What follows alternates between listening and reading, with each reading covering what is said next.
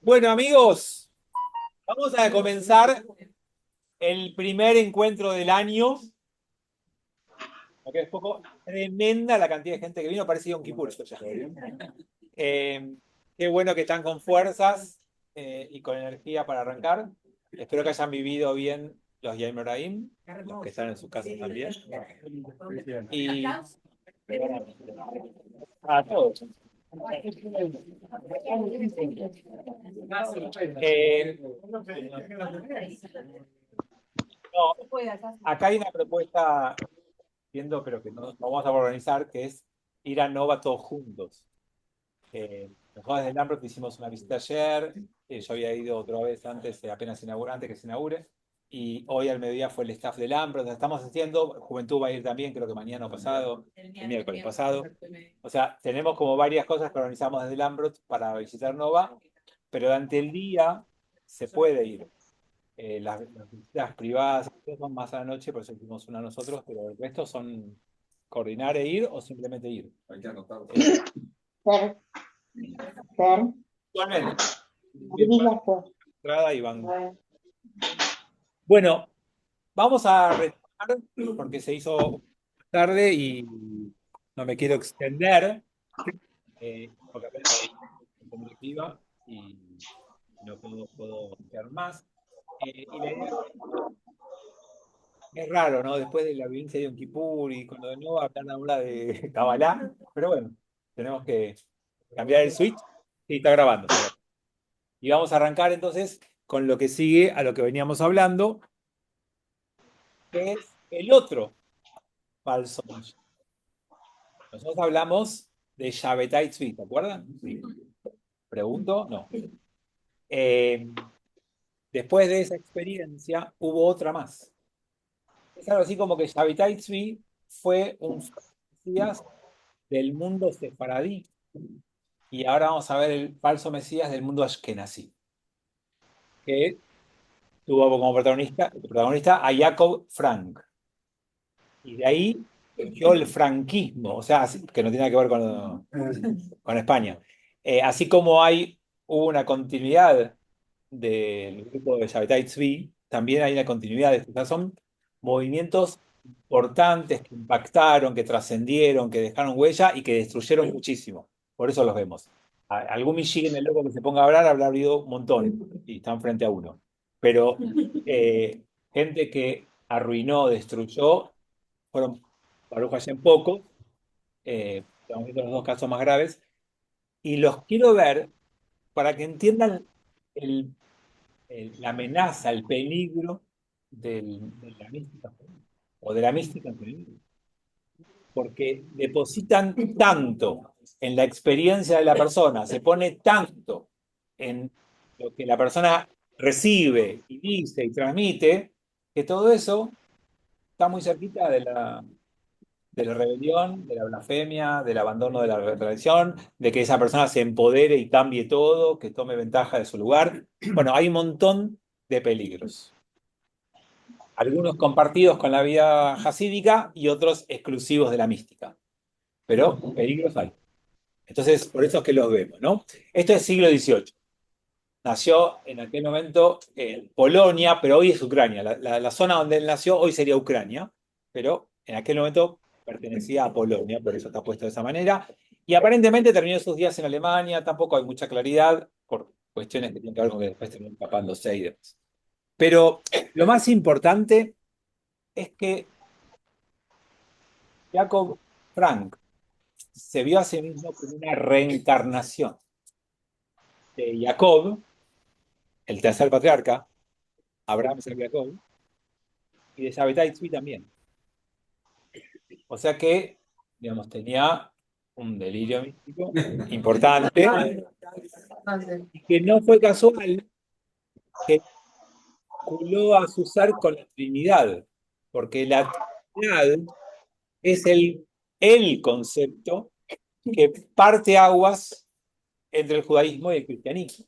Y quizás, de alguna forma, el primer caso de alguien que habiendo nacido en el seno judío, crea un movimiento que lo trasciende y que se desprende del judaísmo y continúa con un éxito de taquilla tremendo, ¿no? Podemos comparar bien los números. En el mundo hoy hay 2.400 millones de cristianos, entre todas las formas, ¿no? Católicos, cristianos y todos sus primos. Y nosotros estamos ahí casi cerquita, pero 24, 13. Bueno, los ceros no tienen valor. ¿Cuándo vale el cero? No, el cero no vale nada. Bueno, no, la diferencia es abismal, pero eso tengo para otro encuentro. Súper interesante analizar qué pasó ahí. Pero así como Shabbatai Tzvi estuvo más ligado al Islam, y de hecho se convierte en Islam, Jacob Frank se vincula más con el cristianismo, con la Trinidad, en donde, les decía, es el concepto parteaguas del cristianismo y el judaísmo en el onismo. Porque ustedes saben que la idea de que Jesús es la encarnación de Dios es una idea que va evolucionando y no está en el inicio, no está en el comienzo. Es una idea que se va construyendo con los padres de la iglesia y va tomando cuerpo y forma después. Pero bueno, en principio tiene la idea esta de ser parte de esta Trinidad y una reencarnación, bien cristiana. Y yo les había contado que Tabitha Tzvi había alentado las transgresiones, ¿te acuerdan? Porque había que bajar a la profundidad del mal y desde la profundidad del mal limpiar todo lo que estaba podrido. Él retoma esta idea y genera grupos de transgresiones también. Y no lo van a poder creer, pero muchos eligieron transgresiones sexuales. No lo van a poder creer. Pero fue lo que pasó. Y entonces, parte de el daño que le hacen a los judíos que se acercaban con la búsqueda de alguien que les venga a traer una palabra de consuelo, una palabra de optimismo y que les haga salir de la realidad cotidiana que vivían tan compleja y tan difícil, terminan llevándolos a un camino donde después se quedan sin la contención comunitaria, sin el abrazo y el cariño, y además desilusionados. Pero fue un proceso muy complejo que le arruinó la vida a la gente en muchos aspectos. Sí, pero, vamos a terminar como de presentar qué es lo que terminó. Eran muchos. Sí, los dos casos que estamos viendo es porque había muchos seguidores. Si no, no los. Son dos casos muy importantes de mucha gente. Yo puse ahí una palabrita que es clave, que es de Don Me, que no sé cómo se pronunciará, porque no sé, pero es como se llamaban los seguidores de Shabbatai Tzvi. Es la secta que fundó Shabbatai Tzvi y de la cual él se también por los seguidores. Entonces, ¿qué es lo que pasa? El falso Mesías desde fuentes judías, sale a convencer a judíos piadosos, creyentes, desesperados, pero creyentes. Y cuando los convence, los saca de la observancia en su propia mirada del judaísmo. Y cuando los saca, ya no pueden volver. Y entonces esto generó en los rabinos un montón de reuniones y de discusiones. ¿Qué se hace con esto? ¿Cómo lo enfrentamos? Y terminaron tomando la decisión más drástica, que fue la misma que habían usado con Shabbatai Tzvi y que fue la misma que quisieron aplicar con Baal Shem Tov, el fundador del hasidismo. Sin embargo, Shabbatai Tzvi de acá tuvo un efecto y con Baal Shem Tov tuvo otro. Exacto. La herramienta del cero, la excomunión. O sea, cuando vos tenés Gracias. un rabino,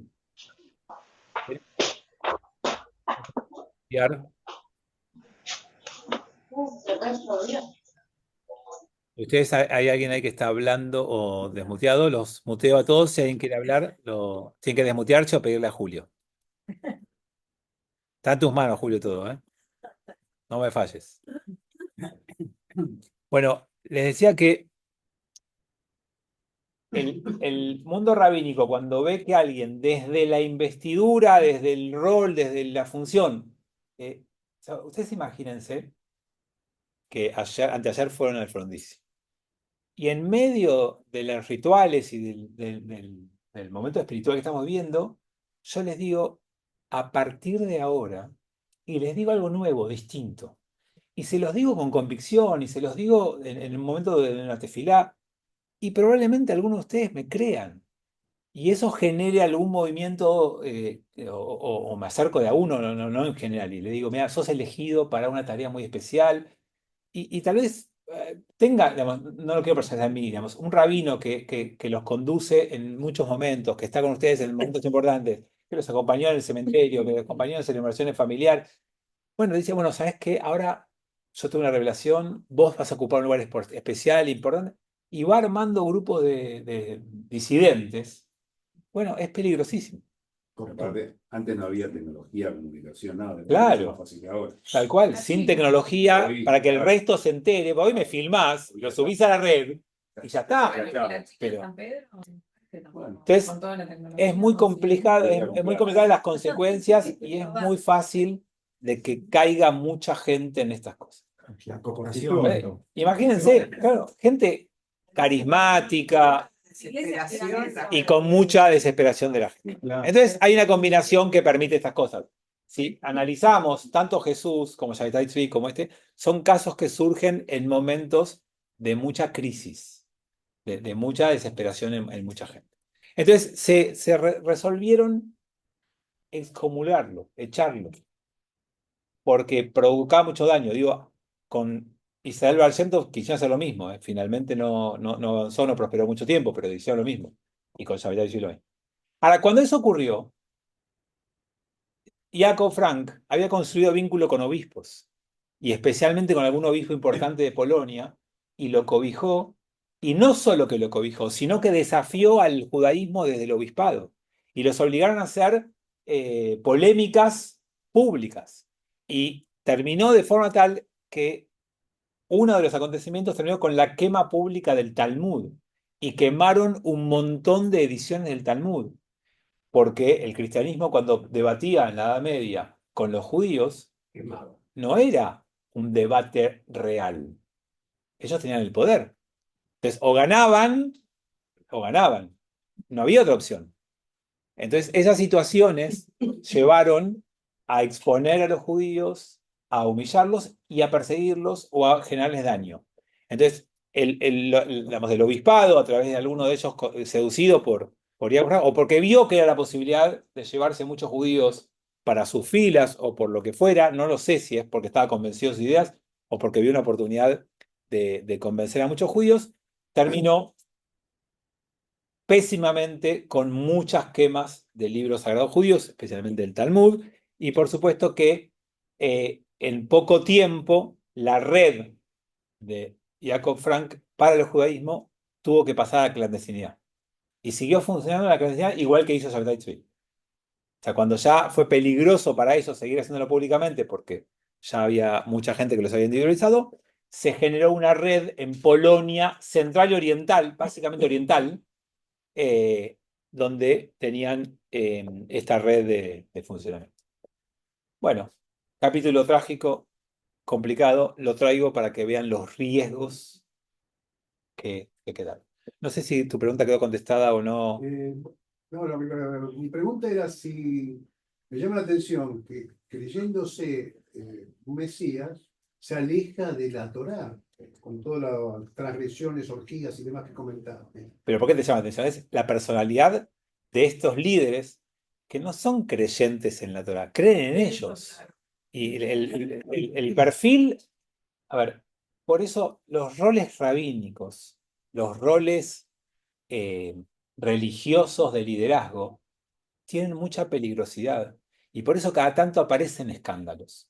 Porque es muy complicado que la gente te coloque en un lugar y que después desde ese lugar sirvas a la gente y no lo uses a tu propio beneficio o para satisfacer tus caprichos. Entonces, digamos, nunca hay que endiosar a nadie, nunca hay que poner a nadie en ningún lugar demasiado elevado. Hay que poder entregarse a una clase, a una charla, a un servicio, a una prédica, a un momento espiritual y saber que hasta ahí llega. que es eso y no es más que eso, y que eso tiene un límite siempre que tiene que quedar bien claro, y que, digamos, salvo conmigo, con el resto, pongan límites siempre, pongan límites, no permitan cosas. Para que levantó la mano, sí. Pareciera que eso por 1700, 2025, 2024. ¿Hay condiciones para que aparezcan falsos? Sí, sigue habiendo, si hay condiciones para que vuelvan a aparecer. Siempre hay condiciones. Bueno, por eso, siempre hay condiciones. Y, a ver, para ponerlo de una manera así. Cuando vos le atribuís al líder carismático, religioso, espiritual, místico, más de lo que esa persona debería recibir como ser humano, o cuando esa persona se cree más que un ser humano más, hay riesgo. ¿Hay gente hoy que piensa así? Sí. ¿Hay gente hoy que deposita por necesidad en otro lo que estamos hablando? También. Entonces, hay opciones. Y debe pasar. Lo que pasa es que no tenemos más movimientos de masas como esos todavía, por suerte, Baruch Hashem. Pero puede volver a pasar. Pero que haya esto a micro nivel, no tengan dudas. Que hay ciertos líderes que se aprovechan de gente con esas características, pasa todo el tiempo. No solamente en el judaísmo, pasa en lo espiritual, lo religioso, como pasa en la curación o sanación o qué sé yo, como pasa en lo político, vamos, pasa en muchos aspectos. Y en lo espiritual, religioso, sigue pasando. Ahora sí. ¿Cuál es el etiquetado de falso Mesías? Se lo pones el día lunes con el diario del lunes. En el proceso, durante la película, para el creyente, totalmente. Pues, tal cual. La figura del Mesías es de un tipo, digamos, que me imagino que tracciona multitudes. Sí, acá dice que el rótulo de falso Mesías se ve al final. Al principio parecería que está dentro del marco y uno lo sigue dentro como Mesías. Por eso la idea mesiánica tiene que cambiar. O sea, la idea mesiánica no es una persona, es una era, es un tiempo que vamos a construir entre todos. Cuando vos esperás una persona, claro, cuando esperás una persona y no tenés apuro para que llegue, no pasa nada. Ahora, cuando esperás una persona y estás desesperado vos para que llegue, y vas a ver a cualquiera que... ¿Estás hablando que Milei es un ejemplo de eso? Puede ser. Bueno. Fabián. Ya vamos a llegar a eso.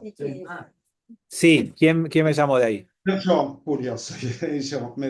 Mira, hace muchos años, yo qué sé, estaba en un vuelo en Miami y se me sentó un tipo al lado y era un judío, pero era una secta, judíos que creían en Cristo, me empezaba a hablar, viste, yo no le di bolilla. Y actualmente existe como una secta de judíos que creen en Cristo. ¿Se puede asociar, digamos, a estos movimientos o es una descendencia de este tipo de movimientos? Es un grupo de cristianos judíos o de judíos mesiánicos que se van llamando de diferente manera, tienen mucho poder, mucho dinero en Estados Unidos y tienen mucha intencionalidad de convencer judíos. Lo que más salen a buscar es judíos y lo hacen sin que el judío de entrada se dé cuenta. Por ejemplo, en la Argentina hace unos años vinieron, contrataron el Luna Park con todo lo que eso implica y armaron un festival de un par de días, todo gratuito, y te invitaban a Ricudim, a clases, a charlas, a talleres, todo gratis, todo abierto, y la única conexión con lo cristiano no se veía. O sea, parecían judíos, que en el fondo eran judíos mesiánicos. Cada tanto me pasa que algún chico de Bar Mitzvah viene con un talit que le regaló a alguien de Bar Mitzvah, y en el medio de la brajá dice la palabra Yeshu. Todo el resto es un talit, y eso es Jesús en hebreo.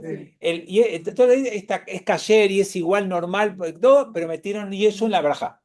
Y claro, lo compraron un poquito más barato en algún shuk o en algún lugar y no se fijaron que es más, tiene una palabra más, debe ser más caro y es más barato. Pero bueno, entonces judíos sí existen, son grupos que buscan convencer judíos, no tienen que ver con esto exactamente, pero son movimientos mesiánicos que tratan de captar judíos. Bueno, vamos a dar un paso más porque este movimiento, a ver, estamos hablando del siglo XVIII. En el siglo XVIII nació el hasidismo. habíamos dicho en el siglo XVII fue la experiencia de Shabbatai Tzvi, en el XVIII también nace el movimiento franquista, pero a finales del siglo XVIII aparece una obra, un texto clásico al día de hoy, no en ese momento, que tenemos que hablar, que es el Tania.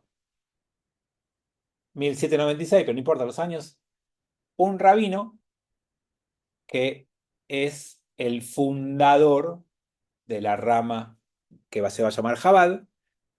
Schneur Zalman de Liadi es el fundador que inicia una nueva vertiente dentro del hasidismo que va a buscar diferenciarse y separarse. Todas las ramas lo buscan, les voy a contar en qué. Y esa nueva rama tiene hasta el día de hoy el mayor crecimiento y éxito dentro del mundo hasídico, por eso la vemos. Resulta que lo que ellos, o lo que él propone, es mantener la alegría hasídica, la felicidad, la fiesta, la comida, todo esto lo mantiene. Pero le agrega la mirada filosófica. Le suma la cabeza al corazón. Y de hecho, yo se los conté, pero le pone Chabad. Chabad son las siglas de las 3 o 2 sefirot, la que combina, no son 3 sefirot, son 2 más 1, que apuntan a la cabeza en las 10 sefirot del árbol sefirótico. ¿Se acuerdan cuando es el árbol? Bueno, las superiores, sacando el Ein Sof, que es Dios, son Jochma y Binah. Jochma, Jajam, sabiduría. Binah, anime bin, entendimiento. Dan, Dahat, que no es una sefirá, pero está ahí siempre puesta, que es conocimiento. Aniodea, la Dahat. Entonces, Jochma, Binah, Dahat de Chabad.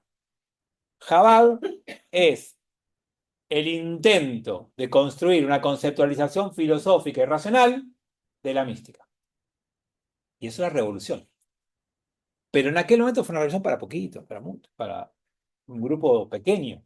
La multinacional llega mucho después. O sea, estamos hablando de, creo que son 7 generaciones, o en la octava, no recuerdo si la séptima o la octava, el último, Menachem Mendel Schneerson, descendiente de todos ellos, es el último. No es el más conocido, es el último. No sé quién dijo más conocido, pero es el último. Porque cuando él se murió, creo que en 1994, se lo enterró en el lugar donde va Milei, ahí en Queens, y no se designó un seguidor porque siempre era hijo o yerno. De hecho, él era el yerno del anterior.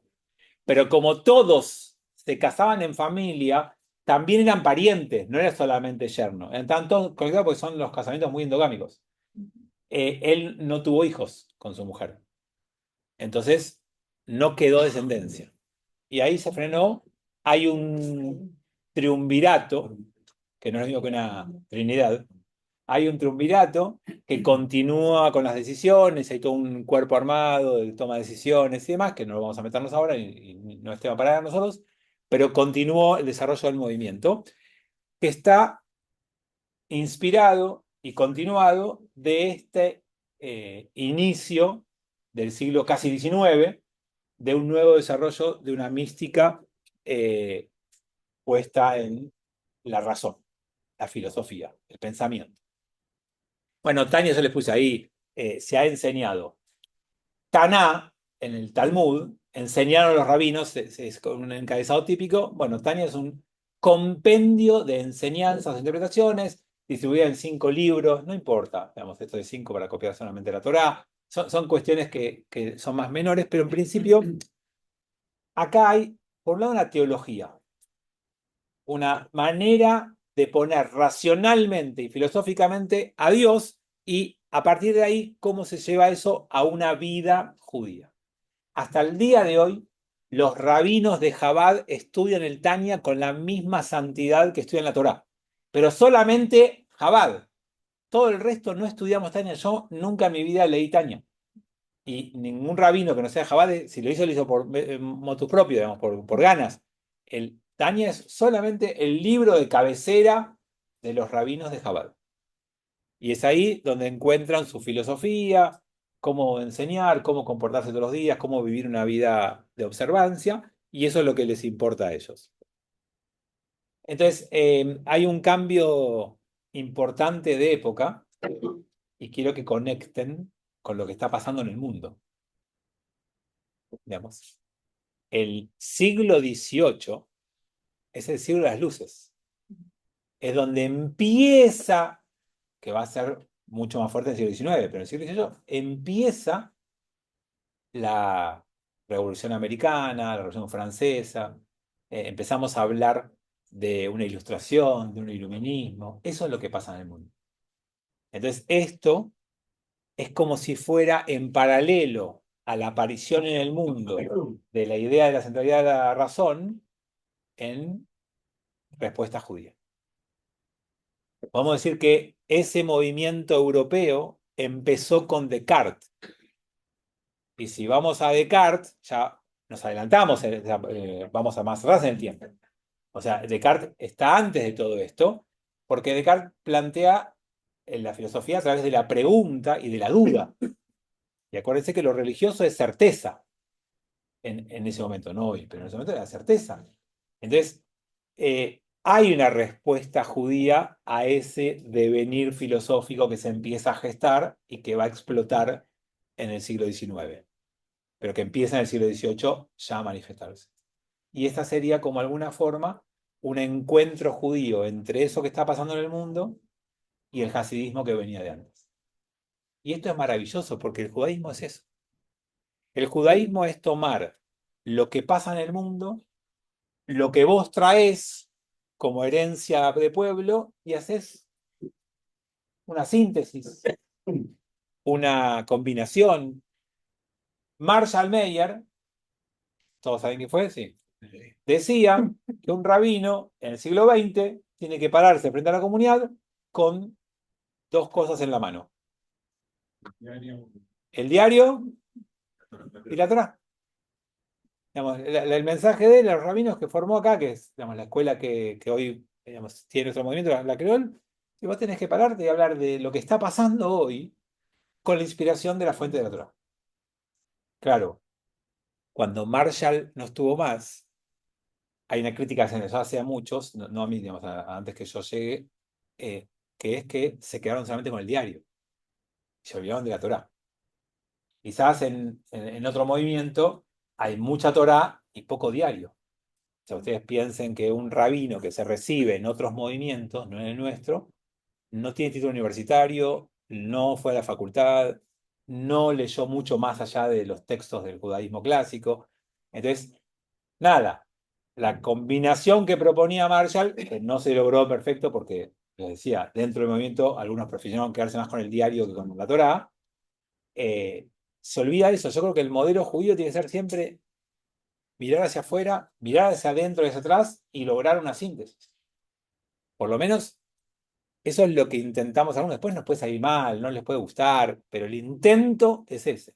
Es que cuando ustedes escuchan un mensaje rabínico actual, hoy, ayer, anteayer, es que digan, me está hablando a mí, porque lo que me dice me resuena, tiene que ver con lo que me pasa todos los días o con lo que pasa de vez en cuando, con lo que veo, pero además tiene un toque de sabiduría judía que me dice qué hacer con eso. Por lo menos ese es el intento, y bueno, el intento de este rabino fue ese. No sé si se ve la respuesta, pero es muy diferente Tania a la Torá. No, pero no importa, no, nada que ver con la Torá. La Torá es un relato. Vamos a ver, quien ve la Torá están las mitzvot, está el origen del pueblo judío, está la vida de los patriarcas, etc. Esto es filosofía. Okay, nada que ver. Esto es una guía de comportamiento, de entendimiento y especialmente es cómo usás tu cabeza para unirte a Dios. Porque hasta ese momento, para muchos, es razón o religión. Y de hecho hay mucha gente que hasta el día de hoy sigue, o sos científico o sos rabino. ¿Quién dijo que están en competencia, que hay que elegir? Bueno, lo que hace este libro es decirte racional y filosóficamente cómo te podés unir a Dios sin apagar la cabeza. Y cómo eso se traduce en la vida, en comportamiento y demás. Sí. Esto nos plantea como que es una síntesis de lo que hay con lo que venía. Pero 1796, 10 años antes, había muerto a Mendelssohn. ¿No? Ahora vamos a ir a eso. Ok. Porque esto es Rusia y Mendelssohn es Alemania. Son dos lugares. Por eso quería. Ahora, justo el último tema que de hoy es ese. Perdón, Sí. este libro Tania, desde que se lo escribieron en 1796 hasta la actualidad, ¿se continuó en Chabad? No, el libro está cerrado. No, se continuó estudiando. Por supuesto, es decir, es el libro de cabecera de los rabinos de Chabad hasta el día de hoy. Nunca se dejó de lado. No. No, es en la Torah de ellos. Si quieren de alguna manera. Pero no es la Torah, porque tienen la Tiene la Torah Torah también, es pero como- este es el libro Es de ellos. Bajar a la base lo que no. Lo que pasa es que rigurosamente cumplen las mitzvot, están en la Torá, por eso, digamos, no salen del canon. Bueno, Rigurosamente. eso es fundamental para entender la diferencia entre un movimiento que revoluciona la manera de entender, de comprender o de vivir sin romper y los que revolucionan y rompen. Claro. Ese es el punto, que son las mitzvot. Si viene alguien al pueblo judío y les dice a ustedes, miren, Dios tiene forma de Mickey y Mickey nos va a inspirar, así que yo les invito a que todos se compren una remera de Mickey. Pero escúchame, ¿qué hacemos con Shabbat, Kashrut, con Tzedaká, con Tefilá, con... No, cumplan todo. Entonces, le dio un toque, ahora vamos a hablar con Shabbat, con un ejemplo más real, pero no salió. Ahora, cuando viene y dice, muchachos, Dios me habló, créanme, el lunes que viene venimos todos desnudos y hacemos una fiesta acá. Y usted me dice, no, pero la Torah dice que no se puede, Rab. Conmigo se puede. Entonces, ahí rompiste. Entonces acá creo que hubo un chistecito con esto, creo, entendí yo, y lo voy a traer. Chabad cumple las mitzvot. Claro. Sí. Por ejemplo, no te harás imágenes. Sí, por eso. Segundo mandamiento de los 10 mandamientos. Y bueno, llenan el álbum, pero igual, cuando vos les preguntás, escúchame, ¿es la imagen de Dios? No. No. Una imagen. Y así como vos tenés en tu casa y una foto de tu hijo, de tu nieto o de tu pareja para verlo y enamorarte y recordar, y ellos tienen la imagen del rabino porque los inspira. Y no le rezan al rabino, por eso digo, está ahí, no le rezan al rabino. El rabino los ayuda como ejemplo de vida a que ellos se recen con más cabaná, más intención y de celebren. Entonces, ¿están en algunos puntos en el límite? Sí. ¿Transgredieron? Ellos creen que no. Algunos creen que sí, por eso los quisieron excomulgar. O sea, los hasídicos los quisieron excomulgar a todos. Está reñido. Ahora, es como cuando ellos nos miran a nosotros. Y te dicen, escúchame, Shabbat, instrumentos musicales con micrófono y cosas. ¿Y por qué no? Si en la Torah no te habla de electricidad, en el Talmud tampoco, no estaba descubierta, la electricidad se descubrió en el siglo XIX, no me digas que vos sabés más de electricidad que el Talmud. Bueno, ellos de afuera dicen, no, órgano, micrófono, son goyim estos. Y lo van a escuchar. Bueno, nosotros entendemos que nuestra interpretación nos permite usar micrófono y órgano y estar adentro, y ellos interpretan que las imágenes nos dejan adentro. ¿Y quién tiene la razón? Ahora, miremos el cuerpo. ¿Cambiaron las mitzvot ellos? No. ¿Nosotros cambiamos las mitzvot? No. Ellos van a decir que sí, pero no las cambiamos. Por supuesto, reinterpretamos y adaptamos. Bueno, ¿cuál es el punto? Es muy difícil. ¿Y quién tiene la verdad? No hay manera. No, nosotros no, yo. Bueno, Nosotros aceptamos a ellos, pero ellos no nos aceptan a nosotros. pará, habla por vos los aceptás a ellos. No. Claro, porque nosotros como definición somos pluralistas.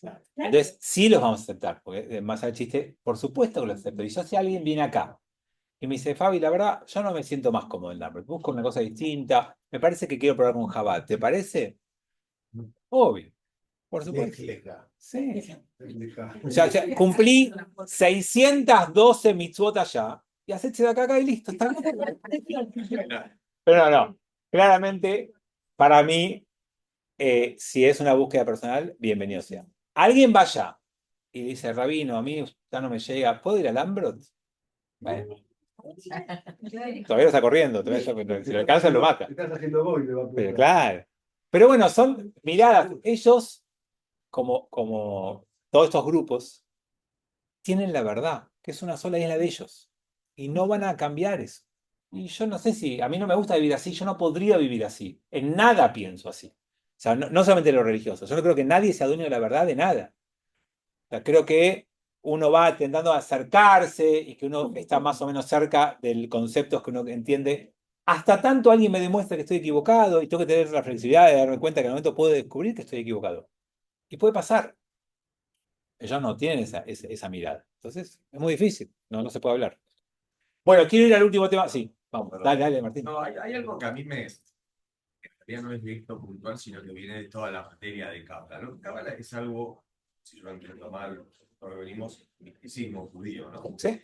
Entonces, digamos, si hoy viniera alguien que dijera, mira, la verdad que recibí un mensaje y voy a sacrificar a mi hijo, y otro viene y dice, yo vi una zarza ardiente que me dio ciertas indicaciones, digamos, hay pocas expresiones místicas que tenemos en el Cultura, pero hay. Y hoy no nos gustaría, las veríamos mal, y son muy difíciles de entender. Entonces, lo que yo digo es, seguimos teniendo misticismo, no lo tenemos, existe para nosotros, no existe. Es decir, ¿cómo es esa división? ¿O es simplemente una división, incluyendo los casos de los falsos mesías y de los incluidos e incluidos, entre religioso y política? ¿No? Quiero traducir un poquito No se escucha. al subsidi. No se escucha. No se escucha lo que yo acabo de decir, ¿no? Fue muy difícil. Lo tuyo sí, pero lo de él no. ¿Y pero qué dije yo? ¿Qué dije yo? No, hablaste, pero no sé lo que dijiste tampoco. El que hablaste, dije, voy a intentar traducir para el Zoom. A ver, Martín dice, ¿qué pasa si hoy viene alguien y te dice, escuché a Dios hablando de zarza ardiente, o Dios me pidió que sacrifique a mi hijo, o alguna de las cuestiones que aparecen en la Torá? ¿Qué nos pasa a nosotros con la persona? Entonces, sobre eso, ¿qué pasa con el misticismo? ¿Hay misticismo hoy? ¿No lo hay? ¿Estamos abiertos a esas cosas o no? El judaísmo no se funda con Abraham. Abraham es el primer hebreo. El judaísmo se funda con la entrega de la Torá. Y en la entrega de la Torá estuvimos todos presentes. Los 603.550 hombres mayores de 20 años, con sus mujeres y con sus hijos, estuvieron en la base del Sinaí y vieron y escucharon los truenos, los relámpagos, la humeante, y bajó Moshe de todo eso con la Torá. Entonces, según esa mirada, no hay misticismo. Todos vieron que nos entregaron la Torá y ahí está todo el comportamiento que esperan de nosotros. No está permitido que nadie venga con una experiencia y diga, Dios me dijo que puedo matar a tu hijo o al mío. No se puede. Ya está. Eso ya pasó antes de la Torá y fue un caso especial de alguien que inició un camino y además inició este camino porque no lo mató, si no, no estaríamos acá. Y a partir de ahí, entregar la Torá y todo lo que nosotros tenemos que cumplir está en la Torá. Por eso, nadie puede venir y decir, ¿ves esa ventana? Ahora va a ser una pared. No, mira, una pared. Aunque yo haga eso y ustedes se maravillen y yo les digo, ¿ves eso? Se va a transformar y lo hago y después le digo, Kashrut no va más. Ya está. Me tienen que sacar del pueblo judío. No soy más. Entonces, el mundo rabínico selló las mitzvot. No se pueden cambiar. Lo que sí se puede es reinterpretar y adaptar a cada época. Y eso es el máximo juego que tenemos. Y vos decís, algunas reinterpretaciones, Fabi, ¿no son casi como cambiarlas? Sí. ¿Quién te dice el límite de la reinterpretación? Bueno, por eso. Ya les dije los ejemplos. O sea, nosotros readaptamos, por ejemplo, la posibilidad de aceptar matrimonios de gente del mismo sexo cuando la Torá lo prohíbe. Y nosotros readaptamos el texto para permitirlo. Y bueno, ellos hicieron lo mismo con préstamo con interés. La Torá lo prohíbe, ellos lo readaptaron para que lo permitan.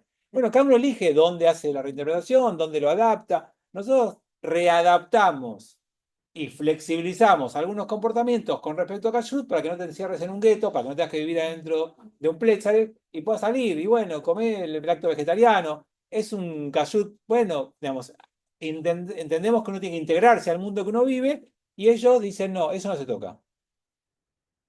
Pero hay un montón de cosas que cambiaron. Digamos, y bueno, así funciona. Los sanadores tienen que ver con algo con el místico, ¿sí? 100%. Cuando vos entendés que la mística te habla de fuerzas que están dando vueltas y que hay personas que tienen capacidad de redireccionar esas fuerzas o de las energías, y entonces aparece un rabino sanador, que es la pregunta. Sí, los rabinos sanadores juegan con estas cosas y juegan también al límite. Porque en realidad lo que ellos te van a decir, cuando uno los escucha hasta el final y uno los hace hablar de verdad, es que ellos no sanan a nadie. El que sana es Dios. Y que ellos simplemente ayudan y acompañan en el proceso sanador. Pero cuando el rabino quiere decirte que el que sana es él, está fuera. El rabino simplemente es el que te ayuda a que las energías divinas te puedan acompañar en un proceso de sanación. Pero también, la tentación de la persona que logra acompañarte en eso y lo logra en no transformarse en el héroe es muy grande. La tentación es tremenda. O sea, yo no tengo ningún poder, mucho menos el de sanar, pero supongamos que yo voy a visitar a alguien al hospital, al sanatorio, que está enfermo. Y yo le hago una brajá y le digo, ¿sabes qué? Hace esto. Y me voy. Y entra el médico y dice, wow, un milagro, se curó. Esa persona me va a llamar otro día y me va a decir, Fabi, y yo voy a decirle, no fui yo, no tengo nada que ver. Anda a hacerlo. Lo que vos me pidas yo hago. Pedime lo que... Y anda a decirle, no, yo no tengo nada que ver. Bueno, hay personas que tienen sensibilidades especiales. En todos los rubros, no en lo religioso. Y esas sensibilidades se pueden usar para bien o para mal. Así como ves una persona que se para en un terreno baldío, acá hay un edificio y lo ve, lo imagina, y después hace un plano y después lo construye, y yo lo único que vi fue un terreno baldío. Digo, ¿cómo hizo para ver un edificio acá? ¿Cómo se imaginó la entrada? Bueno, hay gente que tiene esa habilidad y hay otros que tendrán otras habilidades. Yo sigo buscando alguna, pero no te la encontré. Bueno, hay gente que ve y cuando ve al otro se da cuenta que está para mejor, que está para peor, que está haciendo bien, que está mal, que está preocupado, que está angustiado, que tiene algún dolor, estás mal en tu casa, ¿no? Tenés un problema en tu casa. Sí, wow, rabino, usted es místico, usted sabe todo. Bueno, hay gente que se aprovecha de eso en su propio beneficio. Para mí, el gran punto es darte cuenta si la persona lo hace como servicio o como beneficio. Si alguien tiene un don y gracias a ese don logra ayudar a los demás, bienvenido sea. Cuando alguien con el don quiere ayudarse al mismo, Pobre. no, cobra, depende, porque hay muchos que hacen eso para conseguir fondos para hacer obras buenas. O sea, yo les puedo dar ejemplo, y siempre el gris es muy complicado. Hay un rabino que se hizo muy famoso viniendo a la Argentina a juntar muchos fondos. Y juntó muchos fondos. Y cuando vas a su yeshiva en Jerusalén, ves, hay una yeshiva hermosa con un montón de alumnos, con gente que estaba en la cárcel y él fue a visitar y lo sacó y estaba visitando a alumnos en su yeshiva, y un montón de horas buenas. Y cuando lo veían subirse a un auto, era un auto último modelo, carísimo, alemán, y con lujos y qué sé yo. Y gente dice, está bien, está mal, y ya es subjetivo. ¿Qué sé yo si está bien o está mal? Si la persona trabaja un montón y hace un montón de obra y trabaja todo súper meticulosamente, ¿está mal que viva bien? ¿Hasta qué punto? ¿Y cuánto? Y bueno, ya es subjetivo, digamos. Esos son grises que nadie sabe hasta dónde está bien, hasta dónde está mal. ¿Quién define eso? ¿Quién determina cuál es el punto? Entonces, hay grises. Ahora, si la persona, vos ves, que no hace obra y que vive bárbaro, ya no hay duda. Y si vos ves que la persona hace una tremenda obra y sigue viviendo en la simpleza, es un tzadik. Es un tzadik. Pero esperá, el mundo no es para tzadikim. Tzadikim son muy poquitos. Y fíjense lo humilde que soy, dije son muy poquitos. Porque vengo de Yom Kippur, si no sé. No, tzadikim son muy poquitos, no es para muchos, es para muy poquitos elegidos. La mayoría somos grises. Y haremos algunas cosas bien, y otras no tendremos tanta altura, y otras no tendremos tanta generosidad, y otras no tenemos tan... Bueno, nada. Hay que darse cuenta quién está dentro de un gris y aceptarlo. No exijan blancos. O sea, el blanco es solamente para el templo de Yom Kippur, después somos grises. Pero no exijamos blancos. Pero no toleremos negros. ¿Está bien? No me saquen de contexto. Ah, no, odio a los ortodoxos. No, no toleremos negros. Convivamos con grises. Y está bien. Y cada uno pondrá el límite, digamos. Bueno, último tema de hoy. Uy, ya nos fuimos. Bueno, que sea 2 minutos rápidamente veamos este tema. En paralelo, en el mismo momento, pero en Europa Central, estaba este movimiento de ilustración. Entonces necesito decirles algo como medio previo. ¿Ustedes se acuerdan las edades, las eras de la humanidad? La edad antigua, la edad media, la edad moderna, la edad contemporánea. ¿Cuándo empieza la edad antigua? ¿Hasta cuándo? La antigua. 476. Caída del Imperio Romano de Occidente. Está bien. ¿Cuándo termina la Edad Media? O 1453, caída de Constantinopla, Imperio Romano de Oriente, o 1492, no, descubrimiento, no. ¿Sos mileísta? No. Con la llegada de Colón a América, que era judío. Entonces, en 1500, por un número redondo, terminó la Edad Media y empieza la Edad Moderna. Y empezamos a hablar ya de otra época. La Edad Media está caracterizada por un oscurantismo, por Dios en el centro, por mucho atraso, pobreza, ¿sí? Feudalismo. Bueno, feudalismo o sistema de... Bueno, el mundo judío siguió en la Edad Media mucho más tiempo. Se considera que la Edad Media judía termina con esto.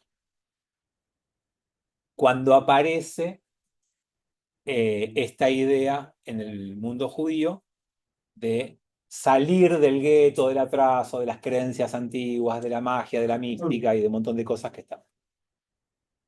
Por supuesto que el mundo occidental general también le pasó lo mismo, porque de la Edad Media terminó y empezó la Edad Moderna hasta la contemporánea, cuando empieza. 89. 1776 es la Revolución Americana, 1789 es la francesa. ¿Está bien? En alguno de esos momentos se toma la francesa, generalmente, como el comienzo de la edad contemporánea. Bueno, ese cambio, el mundo judío lo vivió en una parte reducida solamente en la Centro Europa, especialmente en Alemania, encabezados por este señor, que empieza a salir de la antigüedad judía, o de la Edad Media judía, o de esa mirada, y le da al mundo judío una mirada racional, una mirada de ilustración, pero no como de Liadi, del rabino Schneur Zalman de Liadi, que lo que quiso hacer es aplicar la razón para hablar de la mística, sino correr la religioso, correr la mística y hablar de la razón. Y poner al hombre en el centro. Chabad quiso dejar a Dios en el centro y usó la razón y la filosofía para dejar a Dios en el centro. Este movimiento quiere poner al hombre en el centro. Y ese intento se hace abandonando las creencias religiosas. Y discúlpame, ¿no lo atarías un cachito antes con una semilla para hacer filosofía? Absolutamente. Lo que pasa es que Spinoza, como fue un adelantado de su época, no logró nada. Lo echaron, lo excomulgaron y murió solo, con un amigo no judío, protestante. Pero no importa, digamos, salió del mundo judío sin lograr nada. ¿Por qué? Porque se adelantó. Porque el resto no estaba preparado para escuchar a Spinoza. Por supuesto que fue el antecesor judío de Mendelssohn. Él dijo, sé judío en tu casa y hombre en la calle. Mendelssohn. Dijo, Sé judío en tu casa y alemán en la calle, o francés o inglés. Y de ahí vienen los yeques, que empezaron a usar los sacos Saco, cortos claro. en vez de los caftans largos. Bueno, pero entonces para Mendelssohn y para la filosofía de esta época, la Kabbalah pasa a ser superstición y se la denigra totalmente y se la combate y no se la estudia. De acá hasta el siglo XX, la Kabbalah pierde todo tipo de brillo, salvo en grupitos chiquitos de la Europa Oriental, como Chabad, como los otros grupos místicos, como los demás movimientos que se desprendieron del Hasidismo. Pero el tronco de la Europa Central y el tronco que va a dominar el mundo judío va a pensar que la Kabbalah es superstición barata. Es magia, superstición barata, es magia. Es oscurantismo. Y hasta el siglo XX eso no cambió. Y por eso en las universidades donde nos formamos los rabinos no ortodoxos, no se estudiaba Kabbalah, no se estudiaba mística. Yo solo estudié en el seminario la visión de Gerson Scholem, que ya vamos a ver, que es el que vuelve a poner a Kabbalah en algún lugar, pero lo analiza desde afuera, no desde adentro. No hay. Pero vamos del siglo XVIII al siglo XX, que tenemos a Francia y Alemania. No, pero espera, eso es lo que trajo él, que dijo Méndez, no, olvídate, no es para esto eso. O sea, nosotros lo que tenemos, lo que nosotros tenemos acá es un judaísmo racional, filosófico, que intenta sumarse a la onda mundial del racionalismo, del iluminismo, de la ilustración, y trata de dar una forma judía de vivir eso. Pero lo que más me importa es que esa forma de vida judía que intentó nacer en el siglo XVIII, ya XIX casi, desprecia y denigra a la Kabbalah. Y no la considera.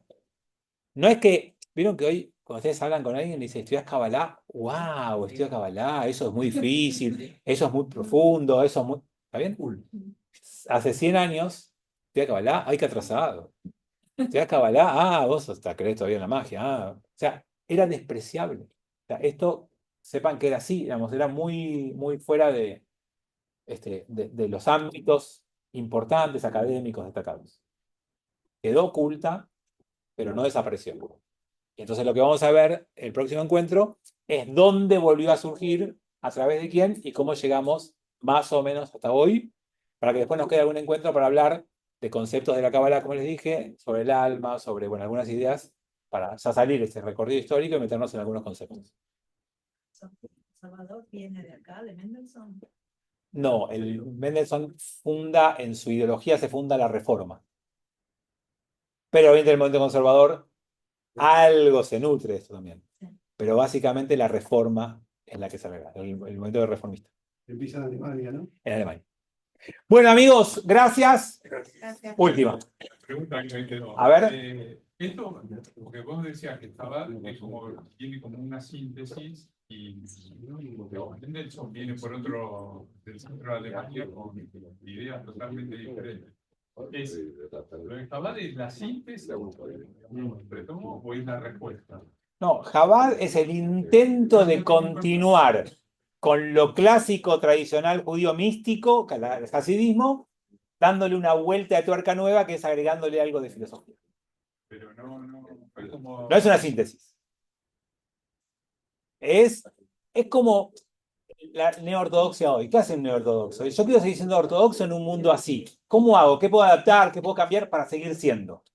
Eso es. ¿Cómo hago para que sigamos creciendo en lo antiguo con un formato más atractivo, más compatible con las ideas de hoy? No es una síntesis. Chao amigos, gracias. Nos vemos la semana que viene.